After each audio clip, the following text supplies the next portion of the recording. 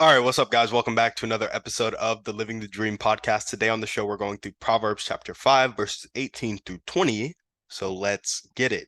Let your fountain be blessed and rejoice in the wife of your youth, a lovely deer, a graceful doe. Let her breasts fill you at all times with delight. Be intoxicated always in her love. Why should you be intoxicated, my son, with a forbidden woman and embrace the bosom of an adulteress? So, again, this is Proverbs 5. The whole chapter, the subtitle is warning against adultery. That's why it's not directly applicable to entrepreneurship, but I like to take these lessons and extrapolate them. I'm not saying that is a biblically sound thing to do, but a lot of the wisdom I'm seeing in Proverbs 5 does apply to business and make me think of business in multiple ways. And I'm sharing that with you here. So, first, my interpretation is just like, let your fountain be blessed. And I think it's interesting that it says, let your fountain be blessed. I don't know how accurate this is, but when I first read this, I'm like, let it be blessed. And you let it be blessed by rejoicing in it, committing to it, and being grateful about it at all times. And why do I say that? Well, right after it says, let your fountain be blessed, it says, rejoice in the wife of your youth. A lot of people will talk about how your spouse is very important to the energy that is poured into you every day and the life you're planning to build. So, for your fountain to be blessed, rejoice in the wife that you have, a lovely deer, a graceful doe. Let her breast fill you at all times with delight. Be delighted by her body, her presence, her love, her spirit, all of that stuff, continuing to rejoice. But also, when I think of delight, I think of like gratitude. Like when I'm in a state of delight, I'm just so like thankful that everything is how it is. And that's kind of where I got the gratitude portion of it.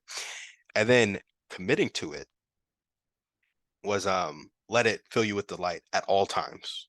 Not sometimes, not a lot of the times, but all times. And to have it do it all times, when you're angry, when you're happy, when you're sad, when you're content, when you're, I think content isn't really an emotion, it's more of a choice and a state. But when you're varying on the emotional spectrum at all times, let it fill you with delight. And that is a commitment. So taking those characteristics into entrepreneurship, rejoicing in it, committing to it, being grateful about it, and letting your fountain be blessed. When I think of the fountain, it makes me think of entrepreneurship in the sense that it is taking a look at what you're uniquely equipped to solve based on your desire, skills, network, and opportunity. So, what have you been put on the earth to do? What has God put on your heart? What godly desires have you been given? That's what I kind of think of as our fountain, and then let it be blessed. Go after it, commit, right? Be grateful such thoughts were put in your head. For example, a lot of us just, I have a big heart for raising the standard of living across the world to middle class America. However, there's also a lot of sex slavery that goes on around the world. My heart isn't as big for that. Other people's hearts is much bigger for that. And it's their calling to go into that mission field. Other people really care about mental health. I'm not as big on mental health because that's not where a lot of my pain was growing up. That's not what God has put on my heart. I'm really big on getting people's bare essentials there and then living life with them and bearing those other burdens together, but not necessarily helping them navigate it because honestly, it's something I haven't navigated and I'll need help with, right? And so I don't know, it's just not as big on my heart as other things. And I think God has uniquely put something on everybody's heart that He has equipped us to solve based on our desire, our skills, our network, our opportunity, the things that come across our desk. A lot of business stuff has come across my desk because I'm really passionate about helping people and doing it profitably so that it's not just handouts, but we're setting people up to reintegrate back into society, right? So I need to be grateful such thoughts were even put in my head. And then this is key, be intoxicated with it. So here in verse 19, be intoxicated always in her love. And then there's a little subnote. Hebrew is be led astray. That's interesting. When I think of intoxicated, I think of obsession, but then it says be led astray. And so when I think led astray, I'm thinking, well, before marriage, it was lust. Within marriage, it's in its proper place. And lust is interpreted as a negative kind of energy, emotion pre-marriage. But when you put it into its proper place within marriage and within God's covenant, it becomes a beautiful thing, right? So put all of that negative energy, and I'm putting air quotes around negative energy because I think we label stuff negative or positive based on arbitrary things. And so when you put all that negative energy with air quotes around it into a positive service for mankind by letting it motivate you, letting it call you to become more and to conquer that negative energy within you and use it as fuel and make it bow down to God and the service that God has called you to do, I think that's when you're starting to let perfect love cast out fear. That's when you're getting to a point where that intoxication is coming into play and that obsession is coming into play. And I just think that's a really cool thing because negative energy is, a lot of people think only negative stuff can come from it, but that's because we label it as negative. What if it's not actually negative? What if that fear you're feeling is trying to do a positive thing for you? What if that pain you're feeling is trying to do a positive thing for you? In that case, it would be positive energy and you would need to use it in a positive way. Huh. Crazy. Now, where has this shown up in my life? All of this. Well, Leila Hormozi in a recent YouTube video. So it's February 6th right now. I think this video might have come out 3 or 4 days ago. So maybe February 2nd or February 3rd of 2023. She talked about accepting it, labeling it, and creating realistic mental cues around the situation when it comes to negative energy, negative thoughts. She's like, when I'm feeling a negative emotion, I accept it. And she was speaking specifically about frustration here. Accepts that she's frustrated, labels the fact that she's frustrated. So she's not beating herself up for being frustrated. And she's like, I am frustrated. Accept it, label it. Then she creates realistic mental cues around the situation. She's like, I know that right now I feel frustrated, but I also have the power to become a person who has overcome the reality that is making me frustrated. So maybe she's frustrated because she's broke. I'm feeling frustrated right now because I'm broke, but I know I can become a person that is not broke and therefore is not frustrated. And so that's what she talks about, creating realistic mental cues, kind of affirmations that are grounded in reality to address some of our limiting beliefs. Because when you think I'm frustrated, I'm frustrated, I'm frustrated because I'm broke, I'm broke, I'm broke, you're just going to get more frustration and more brokenness. But when you focus on the fact that, yes, you may feel frustrated right now, but you can feel something different, that's when you start to change your reality, right? And so some of I call it the Proctor Hormozi Douglas statement because you go, I am so happy and grateful now that insert a goal in the present tense. I have a six pack because it allows me to be athletic with my kids.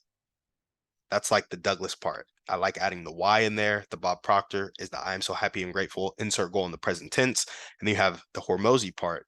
Back that goal up with the daily action steps it's going to take. I know that I have a six pack because I do abs for 30 minutes per day and am in a 300 calorie deficit with no fats or whatever. I'm not good with diet stuff. Don't take that advice and run with it because I don't know if it'll actually get you a six pack or not. But that's an example of the statement. So you can use some realistic mental cue, some realistic statement. Just put your belief into words and then focus on that belief because what you focus on grows. Another way this has shown up in my life is learning to give myself permission to be intoxicated with my dreams and goals so that it produces fruit. So a lot of my frustration, a lot of my pain, I reoriented into service, and now it's become a very useful thing. Like before, I was very apathetic in my life, and that hurt some of my relationships. But when you put that apathy into um, into business, you realize it wasn't really apathy. That was a kind of wall to guard your emotions so you could continue to function. And that is a very useful thing in business because when somebody criticizes you, you need to be able to bite your tongue, accept the criticism, and then let the emotion pass, think with your rational mind, and then apply it. Right? And so I can do that a little bit better than some of the people that I hang around because I did it growing up, because that's what I had to do as a black man in America because I was taught that being angry was dangerous, right? And so I learned how to not be angry, how to bite my tongue, and how to succeed because I wanted to get out of the situation that I was in. Now I can use that for business. And so I've actually had a little bit of experience taking this negative energy and pouring it into something productive. All the pain I felt from our house getting foreclosed on, I extrapolated into pain people must feel from being homeless. And now I have a huge heart for homeless people and I love real estate.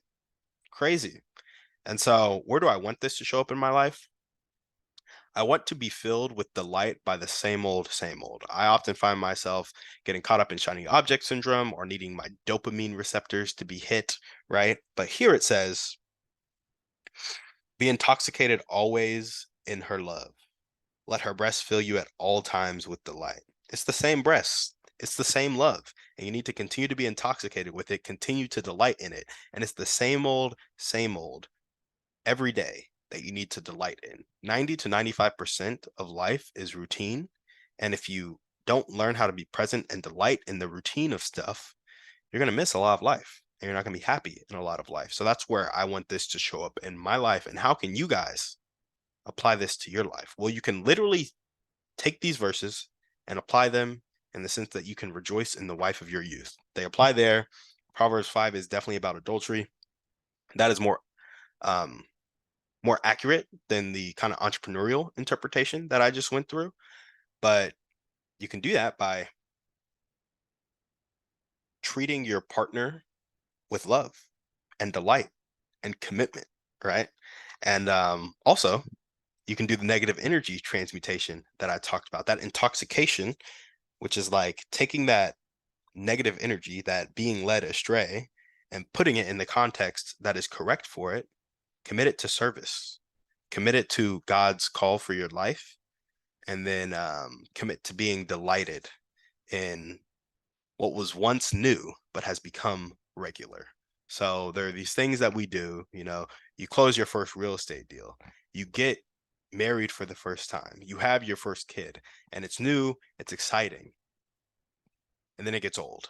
Well, commit to that delight in it by taking some of the negative energy, negative emotion that might come up from having the same old, and redirecting it towards a positive cause and using that frustration, using that fear, using that sadness, whatever it may be, to motivate you to bring to fruition what God has promised us. Just make it obey God. Like make everything in you obey God and obey his will, and you'll be good to go. So thank you guys for listening. Thank you so much for checking out the show. We will see you on the next one. And on that note, we're out.